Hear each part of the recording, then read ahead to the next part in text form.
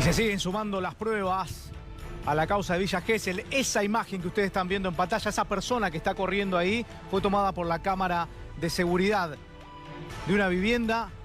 Ese que pasa corriendo ahí es Máximo Thompson. Recordemos, uno de los 10 jóvenes rugbyer que está acusado de provocar la muerte de Fernando Báez Sosa. Siguen apareciendo pruebas, siguen aportando a la causa. Ahí lo estamos viendo. 4:44 de la mañana del sábado 18.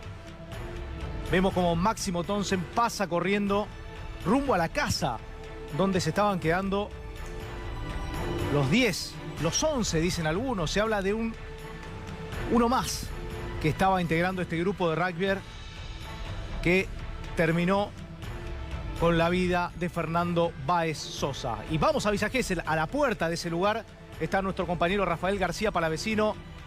Rafa, buenas noches, ¿cómo va? ¿Cómo estás, Rodo? Y realmente sorprende ahora, a un mes casi de la muerte de Fernando Báez Sosa, la cantidad de videos, la cantidad de evidencia que sigue surgiendo y que va a sostener todos los relatos, ¿no? Y también lo que va a argumentar los abogados de la víctima para sostener y para acreditar, también para relatar la cronología de los hechos. Mirá, te voy a ubicar donde estamos, ¿no? Sí. Nosotros estamos en la calle en la que escaparon estos rugbyers. Es la calle que vos estás viendo en esos dos videos. Claro. Son dos videos que vimos recién, que son captados de una... Claro, nosotros estuvimos viendo el video, Rafa, nosotros estábamos viendo el video donde se lo veía pasar a Máximo Thompson corriendo rápidamente, y hay otro video que enseguida vamos a ver, que son 3 minutos después, cuando el resto del grupo de los jóvenes pasaba con el mismo sentido. Claro, fíjate la hora. Fíjate qué hora tenés ahí, que son prácticamente las... Bueno, eso ocurre después del abrazo de la cámara municipal que toma cerca de la heladería y el restaurante Cipriani, Sí. donde se abrazan allá. Luego vienen por esta calle, acá vas a poder identificar este supermercado donde los capta también a los rugbyers, ¿sí? Sí. Este es el trayecto que hacen.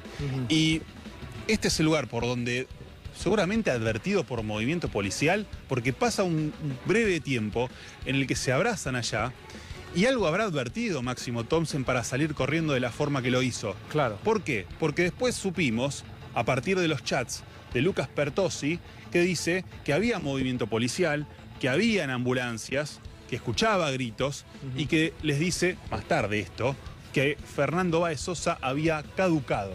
Sí.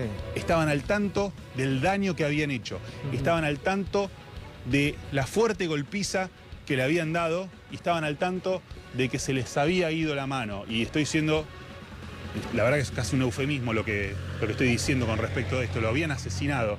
A ver, te voy a mostrar, vamos para el lugar donde captó la cámara de vigilancia. Sí.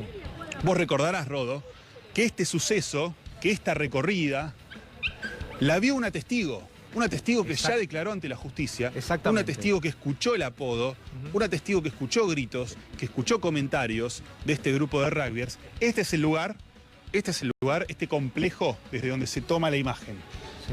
Fíjate que hay una cámara de vigilancia que toma hacia el portón, hay unos vehículos acá, está la entrada, Sí. y para mostrarte un poco con más detalle, esa cámara que está ahí elevada es la que toma la imagen de Máximo Thompson corriendo desesperadamente. Bueno, ahí, hacia la esto casa que vos estás alquilaban, diciendo, que está a Rafa, unos metros de acá. esto es lo que vos estás diciendo, que ocurre a las 4:44 minutos. Están las dos imágenes en pantalla, ¿no? La de las 4:44, cuando se lo ve a Máximo Thompson pasar corriendo, imaginamos rumbo a la casa donde estaban quedándose.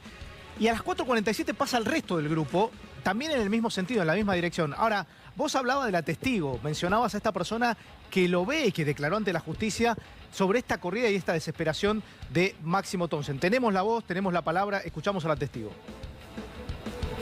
Juro, sí. Está identificado como Máximo Thompson. Claro, después me dijeron que era él. Yo en realidad, es más, no A puedo... vos lo viste nervioso, no lo veías riéndose como el No, resto. venía como ido, venía muy nervioso, muy... Es más, los amigos le gritaban y él le daba como un caballo desbocado, así, para adelante, no. Como alguien que acaba de matar. Ahí está la palabra de la testigo, justamente lo que nos relataba Rafael García Palavecino, desde ese mismo lugar que vos estás viendo la imagen, donde 4:44 minutos del sábado 18, pasaba Máximo Townsend a una velocidad, como con desesperación, corriendo rumbo a la casa donde se estaban hospedando, y 4:47 pasa el resto del grupo. El lugar es donde está Rafael García Palavecino, el mismo lugar. Ahí tenés la imagen. Y ahí estamos viendo la imagen que nosotros veíamos recién, que va a cumplir un mes exactamente el próximo martes, ¿no? Que se cumple un mes del fallecimiento de Fernando Báez Sosa. Rafa. El martes va a haber una marcha, va a haber una misa. El obispo de Mar del Plata va a estar presente oficiando una misa en este lugar.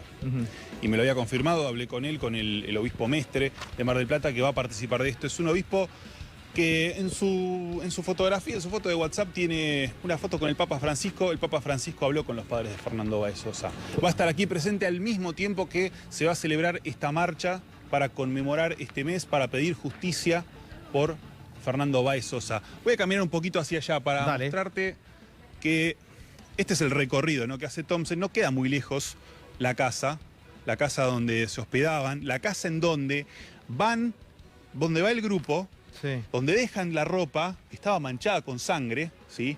Y se van a comer al McDonald's. Se van a comer al McDonald's. Nosotros ya habíamos hablado de lo que se da, el suceso que se da en la casa de comidas rápidas, a pocas cuadras de este lugar, en donde aparece también este sujeto número 11. Claro. Ahora voy a hacer un paréntesis a partir de esta nueva data y te voy a hablar del sujeto número 11. No sé si me querés comentar algo, ahora te amplío un poco más. No, justamente, se habla de un participante más porque en la casa donde estaban hospedados, había 11 personas. Claro, y ahí se abrió la confusión de Pablo, el otro chico que nada tenía que ver, que lo implicaron en la causa, pero había uno más.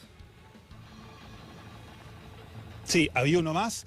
Se ve en el video de la Cámara Municipal que toma a Juan Pedro Guarino, en el video del abrazo, en el McDonald's, y también se lo ve junto a Blas Sinali. Sí. ¿Cómo se consigue la información? Porque ya está la información del sujeto número 11, del integrante número 11, del teléfono de Blas Sinali, de la información del celular de Blas Sinali. Sí. Y ya está identificado, tienen el teléfono, tienen la foto. Vale aclarar que no es el hijo de algún dirigente o de una persona de sí, está bueno que lo aclares. Fake news, es una fake news. Sí. Es una fake news, eso que viene circulando, me lo confirmaron. Tampoco es una persona cercana a este grupo que se había peleado en un suceso anterior al de Fernando Báez Sosa, mucho tiempo atrás. Es una persona que en algún momento lo va a llamar la justicia porque van a hacer una presentación los abogados de la familia de Fernando Báez Sosa. Hasta prácticamente este lugar es donde vienen. Ese es una de las casas. Entendemos que es esa casa que está allá, que todavía está en alquiler, que es la casa donde se hospedan los rugbyers.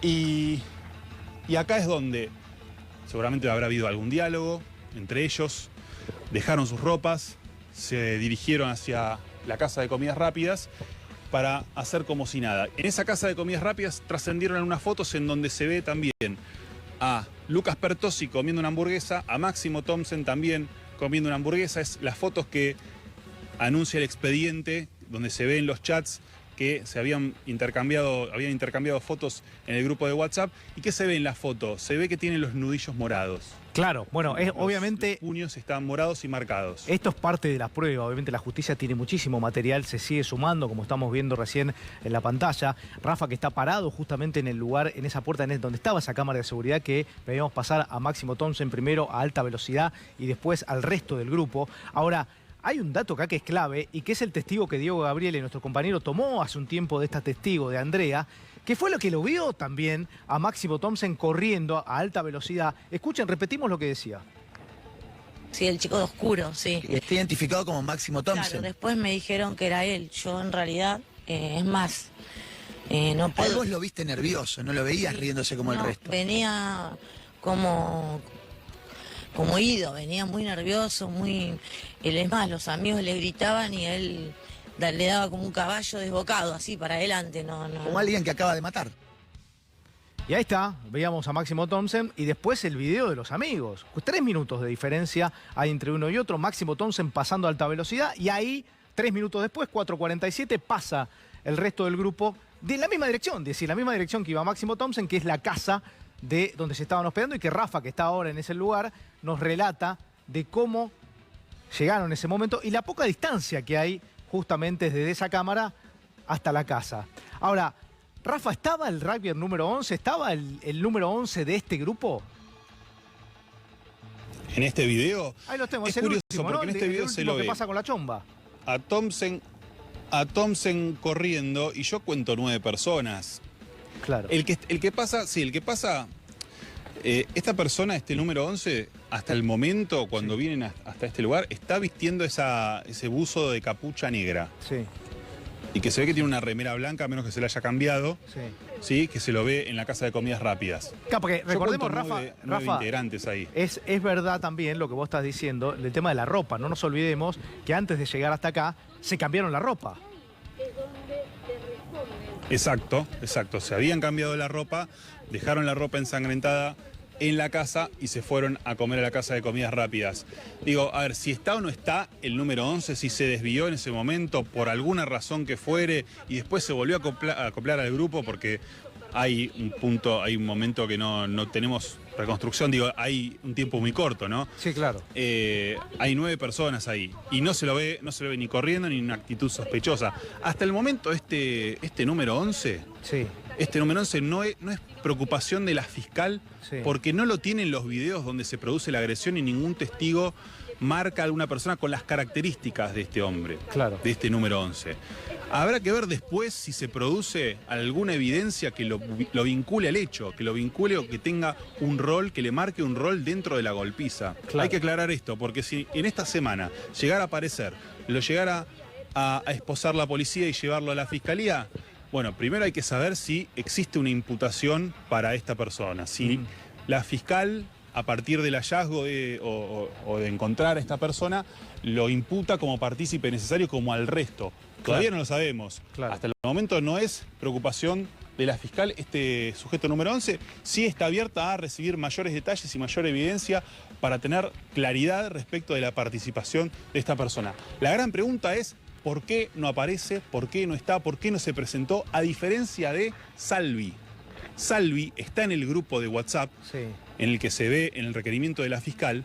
Salvi se presentó ante la fiscal y dijo qué estaba haciendo en ese momento. Estaba en Mar del Plata. Claro. ¿Sí? Es decir, No estaba en este era lugar. parte, Y bueno, era a partir parte de del eso- grupo, era parte del grupo de WhatsApp, pero en ese Exacto. momento no estaba en Villa Gesell. No estaba en Villa Gesell, estaba en Mar del Plata, se puso a derecho. Perfecto, hasta ahí saldado el tema de Salvi sobre si hubo una participación o no de esta persona, que hasta ahora no la tiene. Claro. Y la gran pregunta es: ¿qué rol tuvo Pipo? ¿Qué aparición, si su aparición indica un rol en este hecho y por qué no está? Vuelvo a insistir con esta información. Sí. A partir del celular de Blas Sinali, está identificado, Sí. tienen el contacto, tienen la foto. Es cuestión de que haya una presentación ante la fiscal para poder hallar a esta persona. Y te puedo anticipar lo que va a pasar esta semana. El miércoles, recién en diálogo con Tuni Coleman en Radio Sí. 10, Hugo Tomé, el abogado defensor, dijo que el miércoles va a apelar. Ok, bueno. Va a presentar el recurso de apelación para que la Cámara defina la prisión preventiva, porque en Cámara queda firme la prisión preventiva. Sí. Debe quedar firme estos recursos, esta resolución judicial. Y seguramente va a insistir con estas nulidades que presentó. Está muy disconforme con las nulidades que no hizo lugar el juez Mancinelli en el fallo del viernes. Es Sí. por eso que va a insistir ante la instancia superior, que es la Cámara de Garantías y Penal de Dolores, cosa que va ahora a empezar un recorrido judicial largo, porque la Cámara tiene sus tiempos: 15 días para notificar a los imputados, entre 30 y 60 días para emitir un fallo. En el medio puede llegar a haber audiencias. Entonces acá es donde empieza un recorrido judicial que va a demorar y que va a tomar tiempo. También en el medio, en esta semana, Sí. presentaciones de los abogados de la familia de Fernando Báez Sosa para que Juan Pedro Guarino y Alejo Milanesi vuelvan a la cárcel. En el Exacto. medio siguen surgiendo muchos más videos, mucha más evidencia, Rodolfo. Exactamente, ahí estamos. Ahí vale la aclaración. Recordemos que Alejo Milanesi y Juan Pedro Guarino son del grupo que estaba, pero que los testigos no lo identificaron, motivo por el cual, digamos, siguen procesados, siguen dentro de la causa, pero lo hacen desde su casa, no como el resto de los 8, los otros 8 rugbyers, que, recordemos, están detenidos en Dolores y que esta semana pueden ser trasladados. Es otra de las novedades, pueden ser trasladados al penal de Campana, que es un penal para jóvenes, en este caso de hasta 21 años, que es el rango de edad que tienen justamente estos jóvenes de Zárate, en el medio de una semana donde, recordemos, el martes a las 18 horas hay una convocatoria a una marcha, lo ha convocado la propia familia, lo hizo este viernes cuando fueron a ver los restos en el cementerio de la Chacarita, los restos de Fernando, y esperaban que vaya mucha gente a la Plaza de los Dos Congresos este próximo martes a las 6 de la tarde, por lo cual se cumple un mes. Uno dice, bueno, ¿cómo avanzó de rápido? En un mes, fíjense todo lo que ha avanzado la justicia para esclarecer, intentar esclarecer con muchísimo material. Nosotros estamos mostrando uno de los últimos materiales que tiene que ver con esa cámara donde se lo ve correr a Máximo Thompson, hasta acá, digamos, quien lo está indicado por la justicia por ser el quien llevó adelante el hecho material, es decir, terminó con la vida de Fernando. Ahora, vamos a aprovechar y saludo a nuestros invitados. Está con nosotros la doctora Verónica Mora Dubuc, que es psiquiatra. Está también Gastón Lesterer, que es criminalista, perito forense. Y Leandro Nazarre, que es secretario general de Subcapra, que es el sindicato que reúne al personal de seguridad de los boliches. Así ¿Sí? es. Lo dije bien. Sí, sí. Bueno, primero comienzo con vos, Verónica. Bueno. Esa imagen que se lo ve el testigo diciendo que se lo veía pasar desesperado, ¿qué lectura se puede hacer? En realidad yo creo que, como se sugiere allí, decir que esa es la actitud que tiene una persona que acaba de matar a alguien, me parece que es un poco apresurado y bastante temerario. Digamos, las personas suelen correr por muchos motivos y en algunas otras circunstancias, hasta, sobre todo cuando ha habido situaciones con menores que corren, tratamos de que nada nos lleve al prejuicio, ¿no? Digamos, las circunstancias que pueden asustar a una persona, hacerlo correr, mostrarlo en una actitud inquieta, angustiada, ansioso, en fin, no sabemos, porque en realidad además una imagen en medio de la oscuridad no tiene como muchos elementos. Entonces me parece que en todo caso vemos a alguien correr. Eso me parece que yo no me apresuraría a hacer interpretaciones de los hechos. La diferencia entre porque 3 minutos después pasa el resto del grupo. El resto del grupo va como tranquilo, digo, como que pasa caminando, digamos que están regresando de algún lado. Ahora, es lógico que no es, digamos, no podemos acusar a alguien que mató a alguien porque pasa corriendo, digo. Pero hay como cierto, con diferencia del resto del grupo, como cierta desesperación, ¿no? Lo que pasa es que a lo mejor lo que es interesante pensar en situaciones complejas es que uno nunca toma, para entender el fenómeno complejo, un solo elemento, Claro. ¿no? Digamos, en general uno en una situación que se puede construir como una escena y además como un relato donde hay antecedentes, el momento del hecho y situaciones posteriores al hecho, uno trata de armar una suerte de rompecabezas para entonces empezar a adjudicarle una interpretación o un sentido a los hechos. El hecho aislado en sí es muy Sí, es un dato arriesgado, más. Es un dato darle más. una interpretación Decime una cosa, firme. Gastón. A ver, es una prueba más, esta Sí. que estamos viendo. Ahora, hay cantidad de pruebas, muchas de los propios chicos del grupo, porque salían de los teléfonos celulares de ellos, es decir, las filmaciones, las grabaciones, lo que decían, lo que escribían, digamos, todo ese amelange más las pruebas que dieron la autopsia y obviamente el que se le hicieron a los chicos en las manos, con los golpes, en las uñas. Hay una construcción y ha avanzado muy rápido esto, ¿no? Ahora, vamos a hacer una pequeña aclaración. El hecho puede estar esclarecido, Sí, pero no está resuelto. claro. Tengo el esclarecimiento porque doy respuestas al quién, cómo, cuándo, dónde de ese hecho criminal. Tengo desde el punto de vista médico-legal las lesiones que le provocaron el deceso, ya sea de forma aislada o en conjunto, cuáles de ellas tienen entidad suficiente para causar la muerte, y por último, no me voy a meter en el ámbito de la doctora, pero sí desde el punto de vista criminológico saber qué fue lo que los llevó a ellos a cometer ese crimen. Yo analizando un video no puedo determinar que salió corriendo porque fue el autor. Verlo festejar no significa que estén contentos y sientan placer por matar.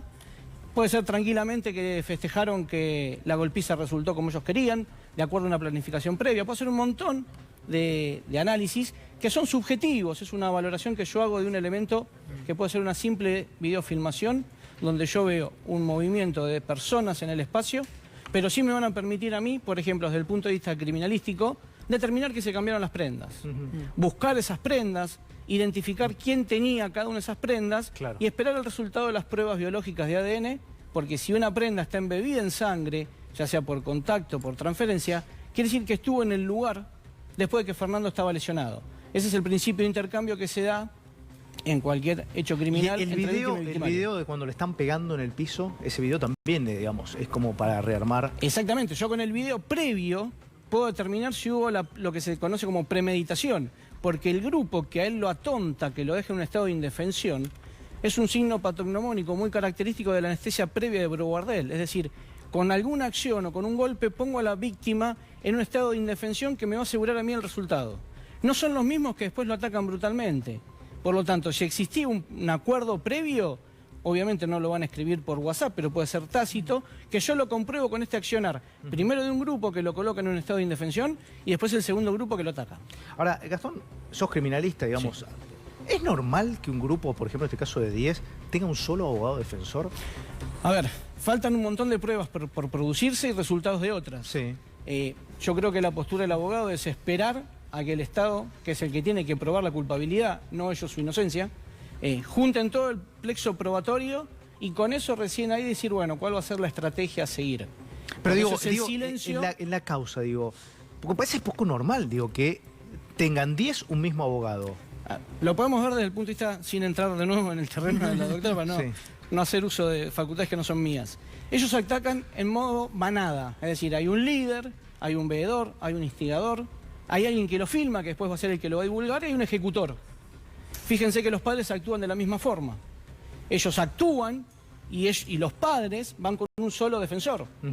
Habría que preguntarse quién paga ese abogado defensor, si es alguno de los dos coautores, si es el que hace de especie de líder entre los jóvenes y cuál es el líder entre los padres, para tratar de entender cuál es la estrategia. Yo creo que en cuanto empiecen con intereses encontrados, ahí se van a empezar a abrir las defensas, que va a ser el momento cuando el Estado les presente todas las pruebas que tienen contra ellos, que son muchas, y como bien dijo la doctora, hay que analizarlas todas en conjunto. Si yo tomo una sola, la mecánica del hecho puede ser diferente de las que si considero todos desde el punto de vista médico-legal, criminalístico y criminológico. Lucas Pertossi, que es uno de los jóvenes implicados y también es indicado como coautor material derecho, hay una imagen también, una imagen de una cámara que lo muestra cuando es sacado por el personal de seguridad del boliche, del Lebric. Primero sacan a Fernando, ¿no? Vamos a ver cuando sacaron a Fernando. Y después sacan al resto del grupo. Lo sacan Entonces, ahí está Fernando Báez Sosa saliendo. Previamente había salido gran parte del grupo de rugby, que ya estaba en la puerta. Hay que aclarar una información. Decían que, bueno, que los dejaron en la calle. Cuentan que el personal de seguridad se lo entrega a la policía a los jóvenes y los llevan unas cuadras de ahí. Es decir, Lucas Pertossi, que ya estaba en la calle, que parece irse del grupo, después entra, se aleja un poquitito del grupo y vuelve a entrar al boliche. Y acá lo toman las cámaras de seguridad. Es decir, no sabemos para qué vuelve a entrar. Lo cierto acá es que son imágenes que se aportan a la causa. Ya había salido Fernando, sale parte del grupo. Repetimos, y este dato me parece que vale aclararlo. El grupo es entregado a la policía. Cuando salen, la policía lo que hace es llevarlo a algunas cuadras como para descomprimir la pelea. Pero después vuelven todos. Porque esto ocurrió en inmediaciones, a metros del boliche Lebric.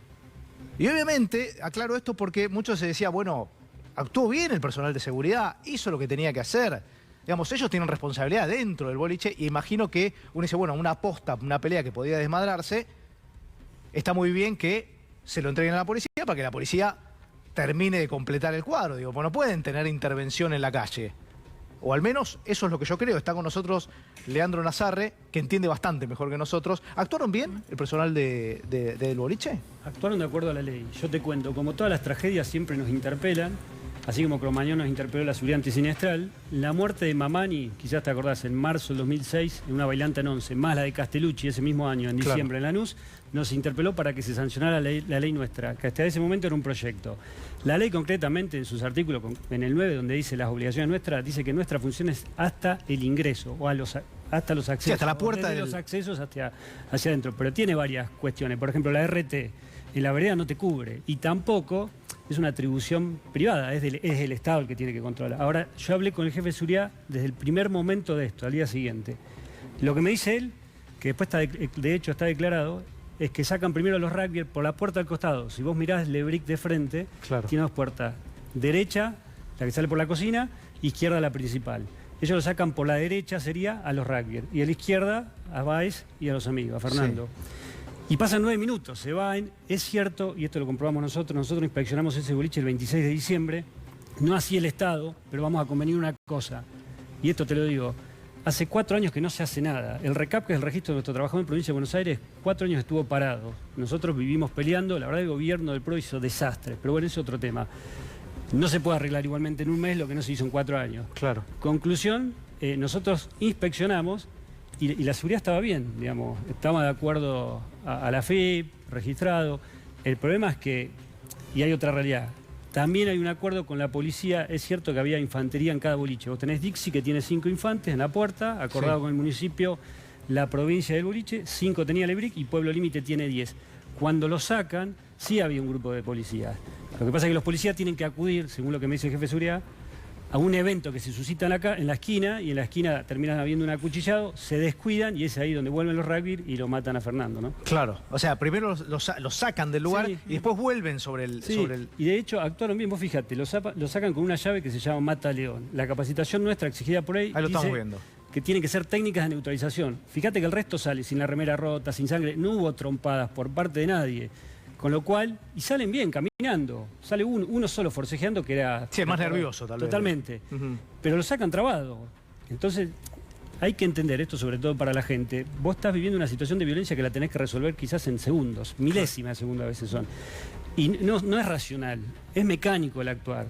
Para eso se practica, se instruye y digamos, se neutraliza esa agresión y se lo saca. Pero básicamente yo creo que actuaron bien, ¿no? Ya vamos a seguir con este tema, vamos a meternos con otro. Le voy a dar la bienvenida a nuestro compañero Juan Enrique, Juan Enrique, que está con nosotros. Juan, ¿cómo estamos? ¿Cómo estás? ¿Cómo andas? Rodo, muy bien, muy bien. ¿Todo en orden? Muy bien, muy bien. Vamos a hablar un poco de economía, ¿no? Vamos a hablar de economía, vamos a hablar de los números que quedaron. Las rutas. Las rutas. Qué marketing, ¿no?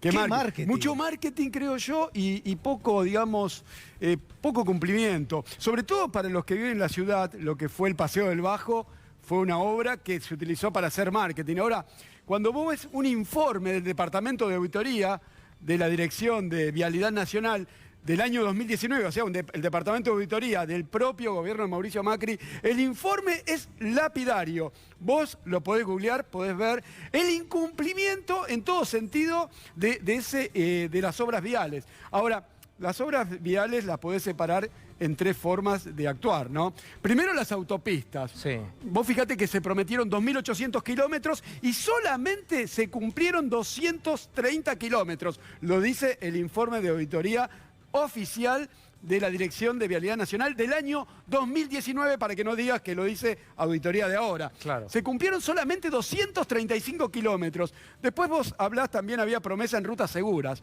Rutas seguras es darle seguridad a las rutas que tienen una sola mano, un solo carril por mano, digamos. Claro. Darle seguridad, ¿qué quiere decir? Mejorar las banquinas, darle una banquina para sobrepaso. De estas rutas... Sí, era un programón, digamos, si lo pensás. Claro, sí. Mirá, de 4.000 kilómetros, solamente se hicieron 6 kilómetros. Lo dice el informe de auditoría interna de Vialidad Nacional. 6 kilómetros. Y después, por eso te digo que mucho marketing, las pavimentaciones. Las pavimentaciones es renovar la carpeta asfáltica. Sí, claro. Es solamente eso. Se le llama el trabajo de crema. De esto se hicieron 6.000 kilómetros. Eso sí, pero es simplemente renovar la carpeta asfáltica. Bueno, pero es menos de la mitad. Bueno, el informe de auditoría, Rodo, no solamente dice respecto a la falta de cumplimiento, falta de cumplir plazos, falta de cumplir, digamos, licitaciones. ¿Sabés qué? Un ejemplo sería Santiago del Estero. La provincia de Santiago del Estero no se le hizo 1 kilómetro de autopista que tenía prometida. San Juan, la ruta 40, la financió el gobierno de la provincia. Y Córdoba también. Y un detalle más, para cerrar. Mirá, con respecto a rutas seguras, la ruta 8 entre el departamento de Tot y Fontezuela se había licitado en el año 2014 con el gobierno del kirchnerismo por 235 millones de pesos. Bueno, se terminó haciendo ese tramo, pero lo hizo IEXA y costó 2.800 millones de pesos. De 235 a 2.800, eso lo hizo una denuncia del Sindicato de Trabajadores de Vialidad Nacional. Un desastre, una calamidad. Es un dato para darle la bienvenida. Está con nosotros el director nacional de Vialidad, Gustavo Arrieta, porque uno dice, a ver, puede ser tanta la diferencia que hay, porque yo me acuerdo el presidente Macri, cuando había terminado las elecciones PASO, que salió a hablar, empezó a hablar, él dijo en ese momento que su gobierno había terminado 7.600 kilómetros de rutas y nuevas autopistas, nuevas. Vialidad, no de Arrieta, sino del propio Macri, decía que eran 461 los kilómetros, o sea, una diferencia abismal. Y ni les digo lo que había ahí adentro. Porque vieron que el PRO, o Cambiemos en este caso, se jactaba de hacer una administración ordenada. Parece que no. Gustavo, ¿cómo estás? Muchas gracias. Gracias por venir, ¿eh? No, gracias. ¿Qué te encontraste en Vialidad cuando llegaste? Más allá de estos números que ahora vamos a hablar. Porque en realidad, por ahí no se pueden hacer particularizaciones en esto, pero ¿qué nos encontramos los argentinos? Vialidad, primero, es un organismo que tiene 70 años de vida dentro del esquema de la obra pública y de la obra vial en Argentina. Ese organismo tuvo históricamente una estructura de alrededor de entre 40 y 45 cuadros directivos gerenciales, si querés, partiendo de la base que tiene reparticiones en las 25 provincias y cada una de esas provincias tiene su gerente o director ejecutivo, más alrededor de 20 puestos más que se llegaba por intermedio de la línea de vialidad, profesionales y técnicos de vialidad. Vialidad también tuvo escuelas de vialidad que tuvieron una trayectoria importante, y después la conducción política del organismo. Digamos, 40, 45 es decir, gerentes. desmadraron la estructura. O sea, eso es lo que existió durante 70 años. Digamos, nosotros nos encontramos con 85 cuadros gerenciales más. Esos 85 cuadros gerenciales llegaron a través de un nombramiento político, llegaron a través de una resolución, de un decreto en el cual el presidente anterior, el administrador anterior, el ministro de Transporte los nombró, y reaccionaron ante la llegada del nuevo gobierno como si hubieran entrado por concurso y vinieran de la Escuela Francesa de Administración Pública, digo. ¿No te llama la atención la tranquilidad? Vos citabas recién al ministro de Transporte y al anterior antecesor tuyo, estamos hablando de Guillermo Dietrich y Javier Iguacel. Sí. ¿No te llama la atención la tranquilidad con la que andan por la vida?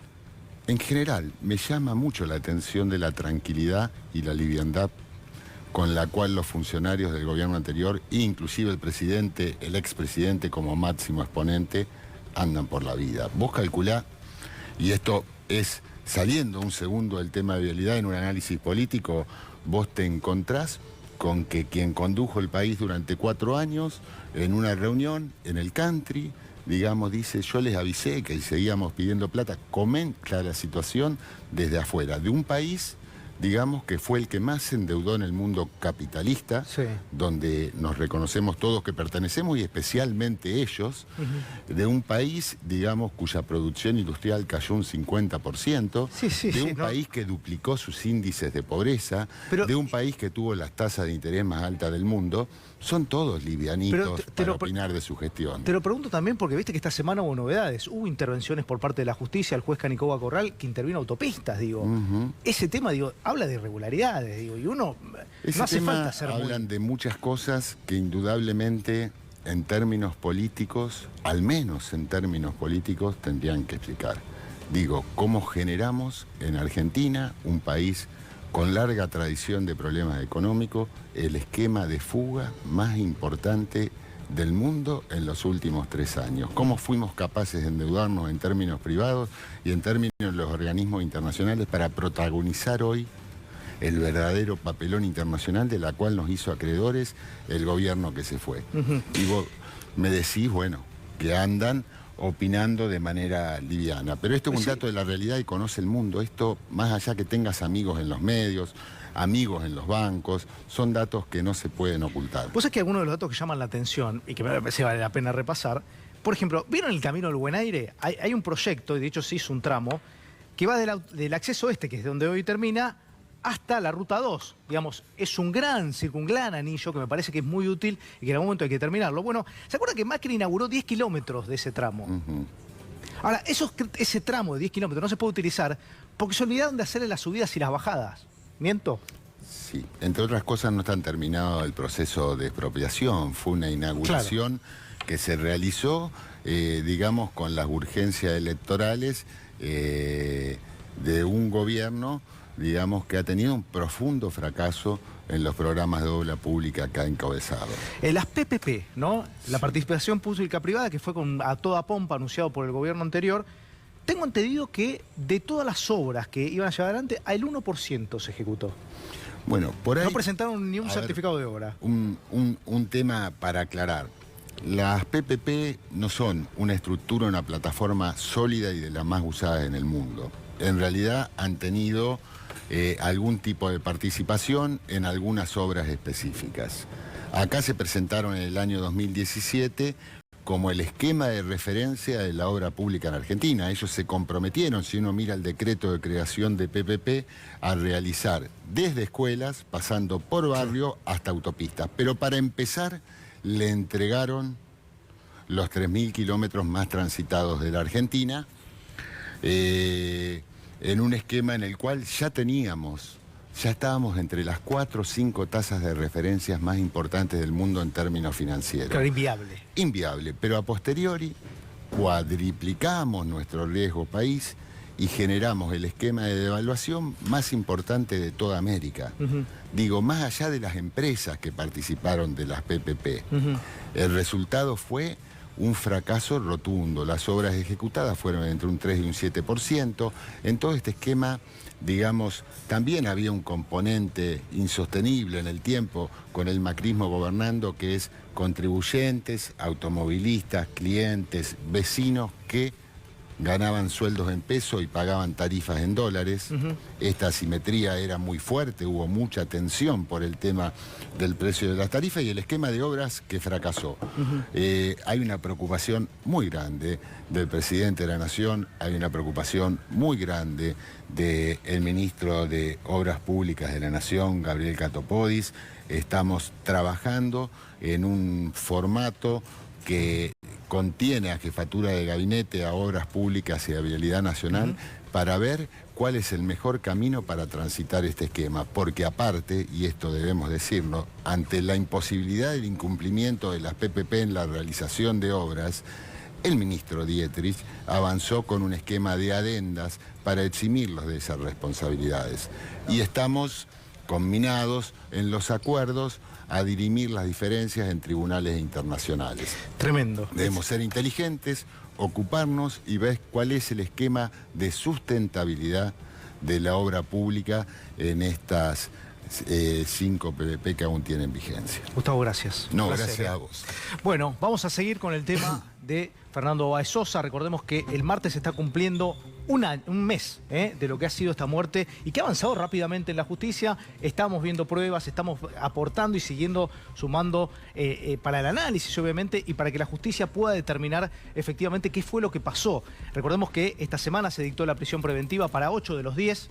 Hay 8 jóvenes que están con prisión preventiva, que van a ser trasladados seguramente de Dolores al penal de Campana, que es para jóvenes de hasta 21 años. Y veíamos imágenes, ¿no? Las reacciones. Recién Gastón Steller nos decía justamente de la manera de actuar, ¿no? Por las imágenes que vemos. Esto es motivo como de manada, ¿no? De un líder, una organización. Verónica, ¿vos ves eso? ¿Eso se puede detectar por las imágenes? ¿La manera de moverse? La manera de moverse, sí. Quizás lo que a mí me hace más pregunta es cuál es el origen de esa manera de moverse, que sí no te lo va a decir el video, que tiene que ver con esto de poder encontrarle un sentido, una motivación, y eso me parece que va a surgir en realidad de poder no solamente en este caso escuchar lo que estos jóvenes tengan para decir acerca de la crueldad con la que se mostraron ante los ojos de todos, porque incluso lo hemos visto todos a lo largo de este mes a través de los videos por los cuales se registró el hecho, sino también tomando algo de lo que decía aquí el señor, es que me parece que es importante entenderlo como un antecedente, porque no es un hecho aislado y excepcional. Esta manera de comportamiento lo hemos visto en otros casos. Y la gente te dice, yo no estoy yendo a bailar a los boliches todas las noches, pero los pacientes, los vecinos te dicen, esto pasa todas las noches, no termina tan tristemente con un hecho tan grave como en el caso de Fernando. No termina con tanta hazaña. Exacto, o no termina con una muerte, pero muchas veces termina con lesiones graves.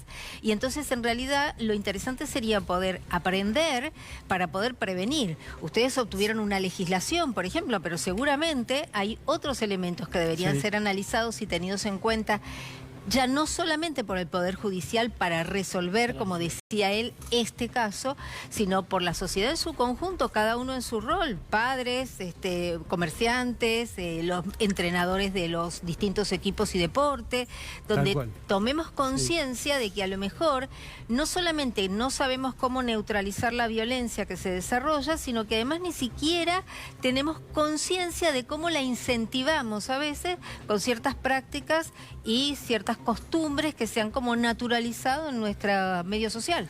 Que eso te quería decir, ¿no? Vos contabas cómo fue digamos, el circuito, ¿no? Cuando salen los chicos, los llevan a una escuadra, los chicos vuelven, en la esquina se habían agarrado otros, digo, o sea, con a cuchillazos, digo, es decir... Mira, Rodo, es más habitual de lo que creemos. De hecho, anoche a la madrugada, anoche no, hoy a la madrugada, mataron a un chico en La Plata, en una fiesta en un club de barrio. Yo pasé por el club, tomé contacto porque lamentablemente conozco al nene y conozco a la madre. Y fue por lo mismo, un hecho de violencia porque a uno le roban la gorra, sale a reclamarle a los que le habían robado la gorra afuera del boliche y le pegan un tiro. 15 años. Y los otros, los que lo matan, eran menores. Pero esto es todos los fines de semana. La fiscal, porque hablé con la abogada de la familia, y me comentó esto, que la fiscal le dijo que desde enero en la ciudad de La Plata pasa todos los fines de semana con menores, porque es la fiscal en el ámbito juvenil, y le comentó eso.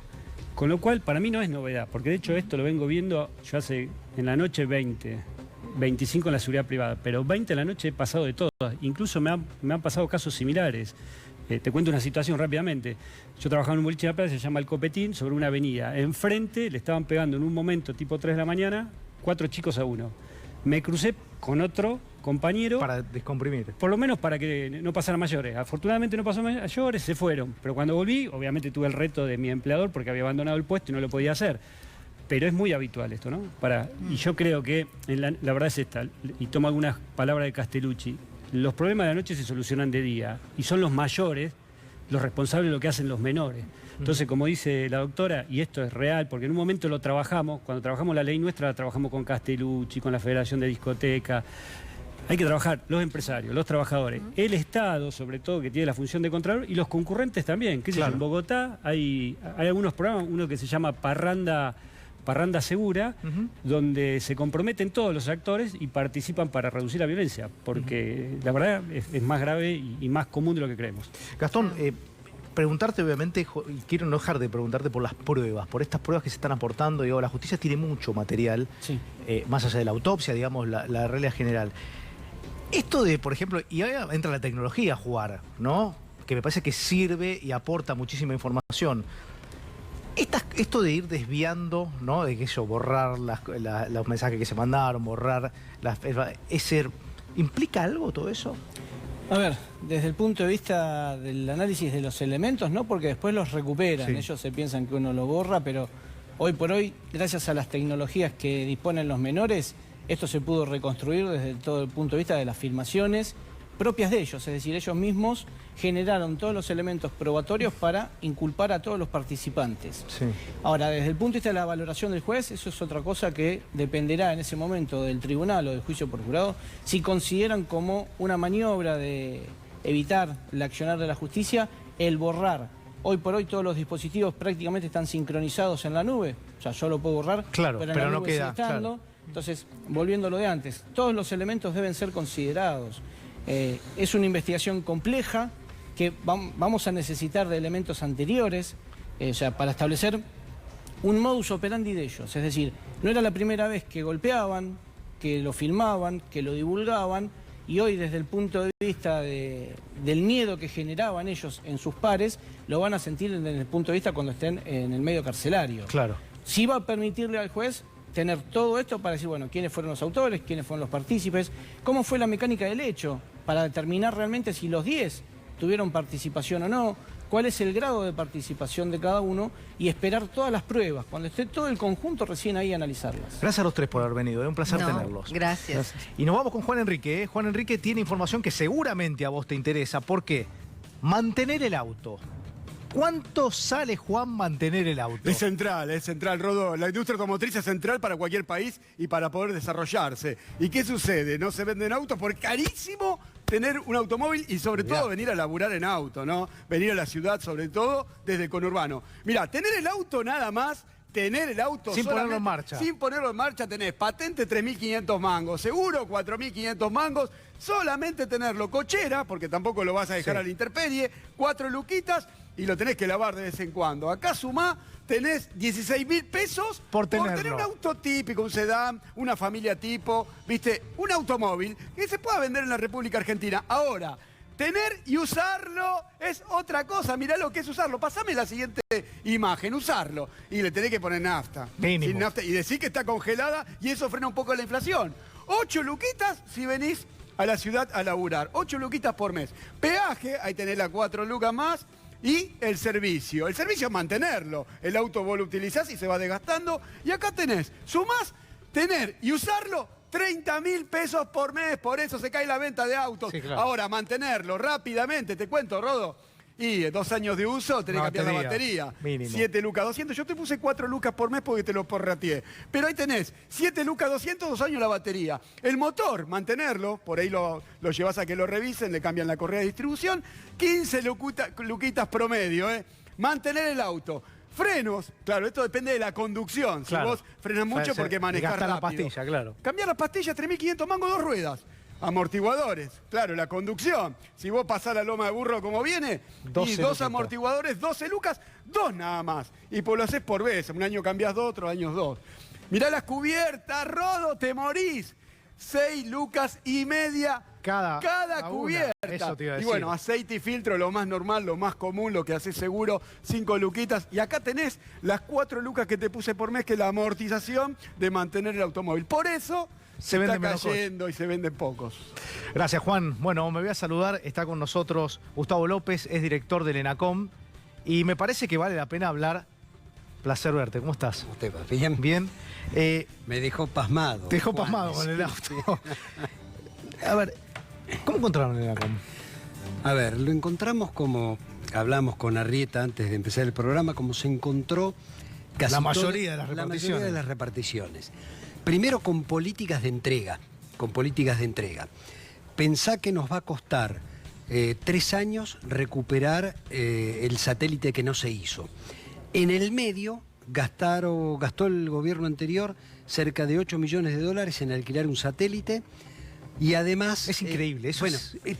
exactamente, Es bueno, increíble. Es una mezcla de negocios turbios con una mentalidad respecto del Estado Nacional y respecto de los privados. Digo, ellos son privados que hacen negocio con el Estado y usaron el Estado para hacer negocio. Entonces, en lugar de hacer el ARSAT 3, discontinuaron el ARSAT 3, alquilaron otro satélite, pagaron una fortuna en dólares por el alquiler de otro satélite y nosotros, bueno, nos encontramos con ese tipo de cosas en el ENACOM, nos encontramos con la subejecución de presupuestos para las radios comunitarias o canales pequeños que necesitan de ese dinero para poder subsistir. Bueno, no quiero sacarte del ARSAT, ¿no? Recordemos que, a ver, ahí pasó algo muy particular. ¿Se acuerdan que fue noticia hasta hace muy poco? Raúl Martínez, el anterior, digamos, director, no se quería ir.